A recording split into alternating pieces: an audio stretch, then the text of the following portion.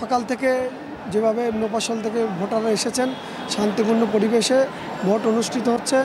আমরা আশাবাদী দীর্ঘ 10 থেকে 12 বছর পরে এই নির্বাচন অনুষ্ঠিত হতে যাচ্ছে। আশা করি জনগণের আশা আকাঙ্ক্ষা পূর্ণ হবে।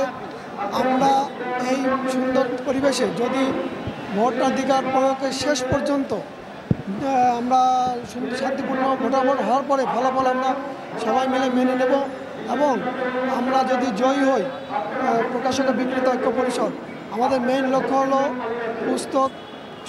পুস্তককে শিল্পে পরিণত করা এবং আমাদের বিক্রেতা সদস্যদেরকে নীতিমালা বাস্তবায়নের ক্ষেত্রে শতভাগ সহযোগিতা করা এবং বিভিন্ন উপজেলায় করোনা আক্রান্ত যে 2টি বছর গিয়েছে সেই সময় আমাদের বিক্রেতারা দারুণভাবে ক্ষতিগ্রস্ত হয়েছে।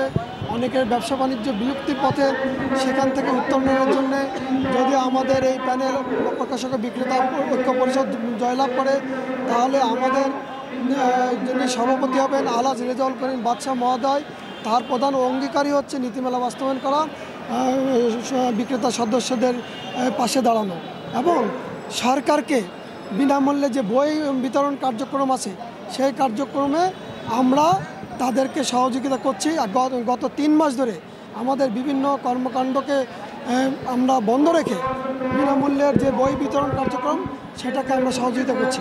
আশা করি এই প্যানেলে নির্বাচিত হলে সরকারকেও আমরা সহযোগিতা করতে পারবো, বাংলা একাডেমিকে সহযোগিতা করতে পারবো, সংস্কৃতি মন্ত্রণালয়কে সহযোগিতা করতে পারবো। আমার নাম মোহাম্মদ আলমগীর, আমি খুলনা ডিভিশনের ক্যান্ডিডেট, খুলনা জেলার ক্যান্ডিডেট।